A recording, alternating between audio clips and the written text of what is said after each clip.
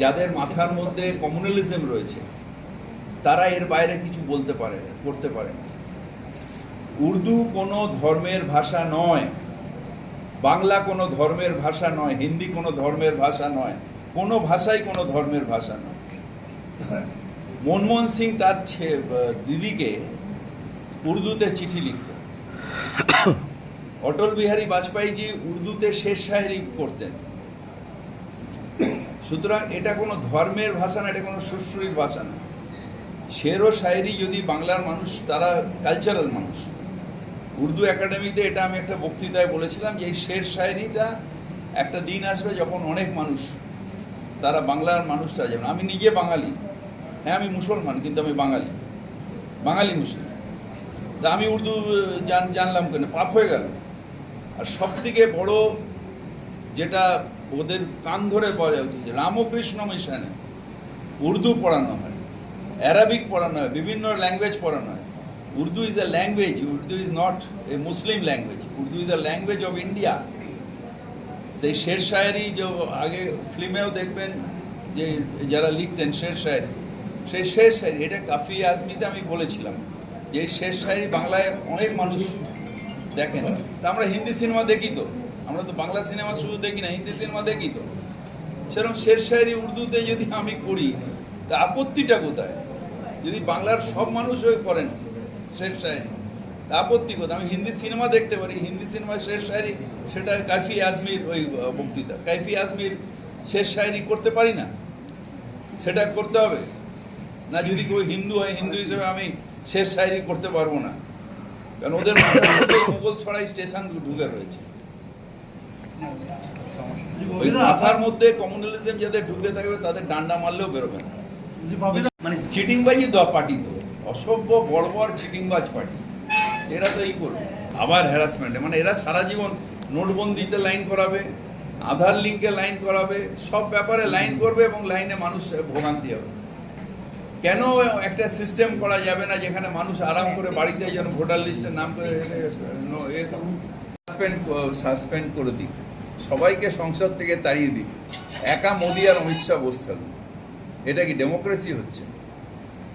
উত্তাল হবে না, সংসদে চেঁচামেচি হবে না, তোমার স্টেটমেন্ট এত সিরিয়াস ব্যাপারে ডিমান্ড করবে? এই যে ঔদ্ধত্য, এটা ভারতের প্রধানমন্ত্রী, ভারতের স্বরাষ্ট্রমন্ত্রী, এই ঔদ্ধত্যটা ভারতের মানুষ মেনে নেবে। বিরোধীদের প্রধানমন্ত্রী বলেছেন এবং নির্বাচনের পরে বিরোধীরা বিরোধী আসনেই থাকবে, সে মানুষ ঠিক করবে, মোদিজি ঠিক করবে না। উনি জ্যোতিষ পড়ে আসেননি, মানুষ ঠিক করবে যে কে বিরোধী আসনে থাকবে আর কে সরকারি পক্ষে থাকবে। এটা ওনার বলার এখতিয়ার নেই। আর ভারতের প্রধানমন্ত্রী হিসেবে যখন সংসদে প্রণাম করে ঢুকেছিল, যখন সেখানে কনস্টিটিউশনের শপথ নিয়েছিল, সেই কনস্টিটিউশন বলছে যে বিরোধীদের অধিকার আছে প্রশ্ন করার, আর সরকার পক্ষের কর্তব্য হচ্ছে তার উত্তর দেওয়া। সেইটা হচ্ছে না। আজকে নকল অধিবেশন বসিয়েছেন, দুর্নীতির আধারে ঢেকে গেছে। আসলে বাংলার বিরোধীরা এখন ক্যাঁকড়া হয়ে গেছে। সব থেকে বড় শত্রুর নাম বিজেপি। তারা সেন্ট্রাল এজেন্সি দিয়ে আমাদের হেনস্থা করার চেষ্টা করছে। সেইটাকে, পারসেপশনটাকে চোর করে নষ্ট করার জন্য বিজেপি এটা করছে, যাদের হাতিয়ার হিসেবে দুর্যোগজনকভাবে আমাদের আর যারা বিরোধী দল তাদের ইউজ করছে। খাদ্য দুর্নীতিতে গত 10 বছরে অন্তত 1000 কোটির দুর্নীতি হয়েছে, দিল্লিতে পাঠানো রিপোর্টে ইডি এটা দাবি করছে। আগে কোর্টে পাঠায়, দিল্লিতে কি পাঠিয়েছে আমার কথা দরকার নেই তো। কোর্ট পাঠায়, কোর্ট হচ্ছে বিচার করবে, কোর্ট ঠিক করবে কত দিচ্ছে। আমি তো আপনার বলতে পারি আপনি আমার কাছে এত টাকা ধার নিয়েছেন, সেটা তো কোনো হয় কি আপনি আমার কাছে ঘুষ নিয়েছেন। কোর্ট ঠিক করবে, যাকে যা বলার প্রেসে না খাইয়ে, প্রেসে বড় করে না দেখিয়ে কোর্টে রিপোর্ট করুন। আপনার কাছে তথ্য প্রমাণ থেকে কোর্টে রিপোর্ট করুন, তারপরে কোর্ট আইন অনুযায়ী সাজা দেবে। এই যে আমাদের সাজার আগে সাজা হয়ে যাচ্ছে সামাজিক সাজা, এইটা ভয়ঙ্কর হচ্ছে সমাজে।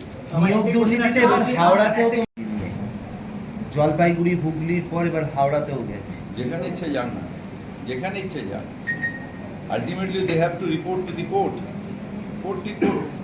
সংসদ হামলা নিয়ে আজকে ললিত ঝায়ের পরিচিতদের জেরা করা হচ্ছে, এই রবীন্দ্র সরণিতে এসছে দিল্লি পুলিশ, তারা ওই সমস্ত দেখছিল। এগুলো বেকার, এগুলো হচ্ছে যে আমি অপদার্থ বলতে পারবো না, তাই ঢাকার জন্য কখনো কলকাতা কখনো এখানে ওখানে দৌড়ে বেড়াই।